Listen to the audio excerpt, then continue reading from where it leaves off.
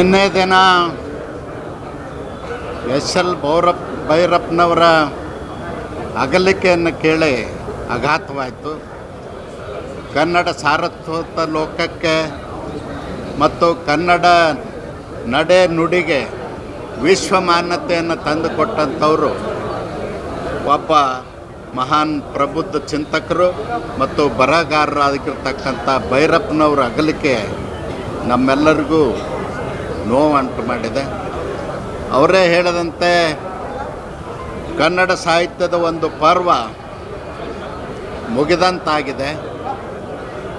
ಭೈರಪ್ಪನವರ ಕಳಕಳಿ ಕಾಳಜಿ ರೈತರ ಬಗ್ಗೆ, ಬಡವರ ಬಗ್ಗೆ ಮತ್ತು ಅವರ ಚಿಂತನೆಗಳಲ್ಲಿ ಭಾವೈಕ್ಯತೆಯನ್ನು ನಾವು ಕಂಡಾಗ ಭೈರಪ್ಪನವರು ಒಬ್ಬ ವಿಶಿಷ್ಟ ವ್ಯಕ್ತಿಯಾಗಿ ಸಾಹಿತ್ಯ ಲೋಕದಲ್ಲಿ ಅಷ್ಟೇ ಅಲ್ಲ, ಸಮಾಜದಲ್ಲಿ ಭಾವೈಕ್ಯತೆಯನ್ನು ಮೂಡಿಸುವಂಥ ಸಾಹಿತ್ಯವನ್ನು ತರುವುದರ ಮೂಲಕ ಅವರು ತಮ್ಮ ಹೆಜ್ಜೆ ಗುರುತುಗಳನ್ನು ಬಿಟ್ಟು ಹೋಗಿದ್ದಾರೆ.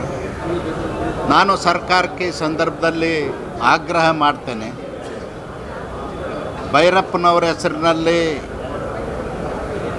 ಒಂದು ಭವ್ಯ ಸ್ಮಾರಕದ ಜೊತೆಯಲ್ಲಿ ನಿತ್ಯ ಸಾಹಿತ್ಯಿಕ ಚಟುವಟಿಕೆಗಳು, ಸಾಮಾಜಿಕ ಚಟುವಟಿಕೆಗಳು ನಡೀಬೇಕು. ಪ್ರತಿನಿತ್ಯ ಭೈರಪ್ಪನವರ ಹೆಸರು ಸ್ಮರಣೆ ಮಾಡ್ತಕ್ಕಂಥ ಒಂದು ಅದ್ಭುತವಾದಂಥ ಕೊಡುಗೆಯನ್ನು ಸರ್ಕಾರ ಕೊಡಬೇಕು ಅಂತ ಈ ಸಂದರ್ಭದಲ್ಲಿ ಹೇಳಲಿಕ್ಕೆ ಬಯಸ್ತೇನೆ.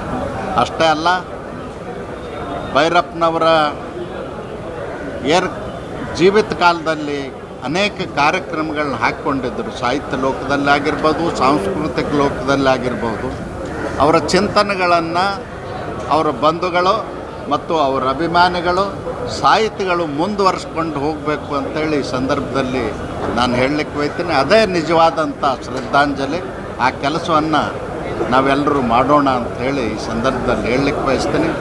ಭೈರಪ್ಪನವರ ಅಗಲಿಕೆಯಿಂದ ಅವ್ರ ಕುಟುಂಬ ವರ್ಗದವ್ರಿಗಾಗಿರ್ತಕ್ಕಂಥ ದುಃಖದಲ್ಲಿ ನಾವೆಲ್ಲರೂ ಕೂಡ ಭಾಗಿಯಾಗಿದ್ದೇವೆ. ಭಗವಂತ ಅವರ ಆತ್ಮಕ್ಕೆ ಚಿರಶಾಂತಿಯನ್ನು ನೀಡಲಿ ಅಂಥೇಳಿ ಪ್ರಾರ್ಥನೆಯನ್ನು ಮಾಡ್ತೀನಿ.